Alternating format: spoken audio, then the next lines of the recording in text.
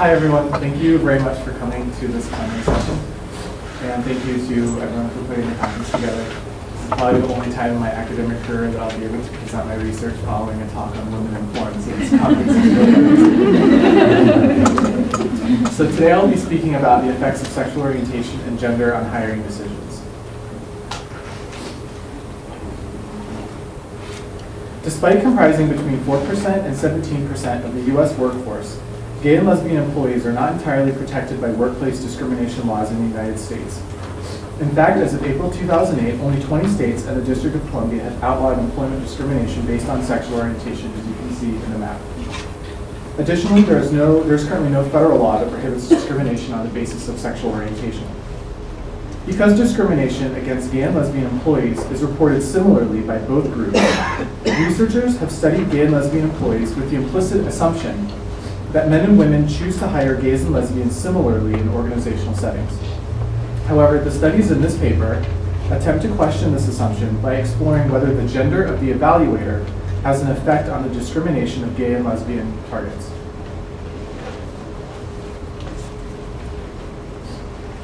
To test whether the gender of an evaluator has an impact on hiring gay and lesbian individuals, I designed 2 experimental studies in which participants were given resumes of fictional job candidates and asked to rate how hireable the individual was.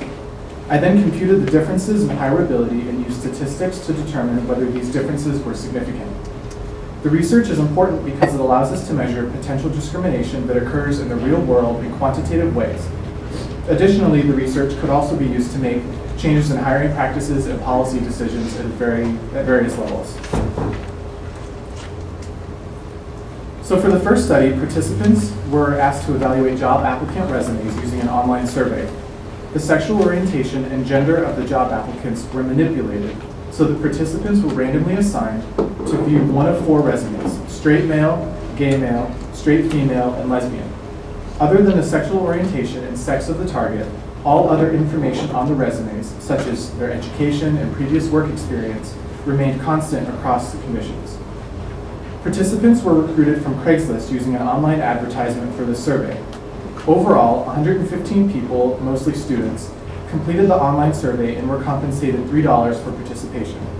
Additionally, half of participants were women, 66% self-identified as white, 15% self-identified as Asian American, 10% self-identified as Black, Latino, or other ethnicities, and the remaining 10% chose not to disclose their ethnicity. Each participant was randomly assigned to evaluate one of 4 resumes. The qualifications and information on the resumes were identical except for the name and sexual orientation of the applicant. Sexual orientation was manipulated by either listing a gay and lesbian business organization at the bottom of the resume or listing a generic organization that did not contain any information about sexual orientation. At the end of the survey, participants were asked to recall the sexual orientation of the resume they evaluated. This manipulation check confirmed that participants who viewed a gay resume thought that the job applicant was gay, while participants who viewed a resume without a gay and lesbian organization assumed that the job applicant was heterosexual. Participants were asked to evaluate only 1 out of the 4 possible resumes because I wanted to control for all of the details of the resume, so that we would tell between conditions that it was only the sexual orientation and gender of the person that was causing the differences in hireability. If participants evaluated 2 resumes, or 3, or all 4, both individuals, or all those individuals, would have worked for the same company, went to the same school, and belonged to the same organization. So participants would have become suspicious that the gender and sexual orientation was being manipulated, and that was the whole point of the study. So after viewing the resume, participants rated the applicant's hireability and how much they would pay the applicant if he or she received the job. After providing their evaluation of the job applicant, all participants completed items that measured their attitudes towards gays and lesbians, their beliefs about the implications of employing gays and lesbians, and other demographic information. Finally, participants were debriefed at the end of the survey and told about the purpose of the research. To assess the target's hireability, 2 different measures were used. The first measure, participants were asked to complete 3 items used in previous research to form a hireability index. Specifically, they were asked to rate the probability that A, they would recommend the applicant to receive a final round interview for the job, B, they would personally hire the applicant for the job, and C, the applicant would be hired for the job. And all three of those items were then merged together to form one scale. The second hireability measure asks participants to rate the job applicant on a 100-point scale of hireability using 5 anchors to guide the ratings. And this measure has also been used in previous studies involving resumes. So to test whether participants rated gay and lesbian job applicants differently than heterosexual job applicants, I conducted 2x2 ANOVAs on the dependent variables. This means that I conducted a statistical test to determine whether the average hireability ratings of the resumes were statistically significantly different from each other for male and female evaluators. The results of this analysis were significant interaction effects on the compensation and hireability variables. This means that male evaluators followed one pattern, while female evaluators followed the exact opposite pattern. These results suggest that male participants were more likely to hire heterosexual job applicants than gay and lesbian job applicants, while female participants were more likely to hire gay and lesbian job applicants than heterosexual job applicants. Additionally, the results show that men would compensate heterosexual job applicants more, but that women would compensate gay and lesbian job applicants more. And so this is just a graphical representation of the data I just described. On the x-axis is participant gender, and on the y-axis for this graph is how much they would compensate the person, and the following graphs will be hireability. And as you can see, for males, they are more likely to compensate straight people at a higher degree, and for women, they show the opposite pattern, such that the line that's higher for women is for gay applicants. And so you can see the same type of interaction effect on both hireability measures. So overall, the results of the first experiment suggest that female participants actually favor gay applicants, while male participants discriminate against them. Overall, female participants were more likely to hire a gay applicant and pay him or her more than a straight applicant. Conversely, male participants were more likely to hire a straight applicant and pay him or her more than a gay applicant. This finding is interesting because previous research has not found such gender differences. If true, the implication of this finding is incredibly important for any business that hires new employees.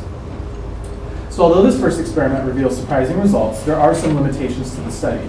Primarily, most of the participants were undergraduate students with relatively little experience evaluating resumes.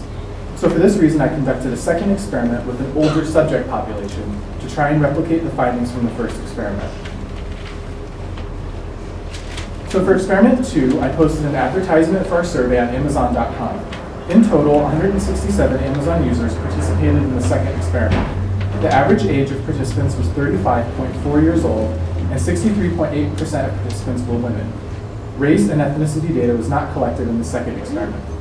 Participants were compensated $1 to evaluate one of the 4 resumes that were the exact same resumes used in the first study. Additionally, study 2 used the exact same procedure and measures as the first study. So to test whether participants rated gay and lesbian job applicants differently than heterosexual job applicants, I conducted 2x2 ANOVAs on the dependent variables.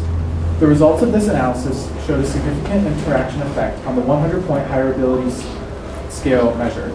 Although the 3-item hireability scale was not significant, the means of each group, or the averages in each group, were trending in the predicted direction. It's just that the difference was not statistically significant. Although these results are not quite as strong as Study 1, they do replicate the results of Study 1, suggesting that even among different samples and older samples, male participants were more likely to hire heterosexual job applicants than gay and lesbian job applicants, while female participants were more likely to hire gay and lesbian job applicants than heterosexual job applicants. So again, this is just a graphical representation of the results of Study 2 that I just described.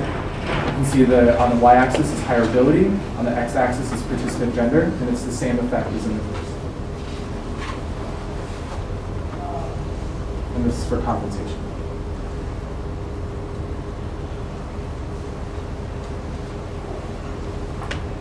So one possible explanation for why men prefer to hire straight applicants while women prefer to hire gay applicants is that men and women might be using different criteria when evaluating potential job applicants.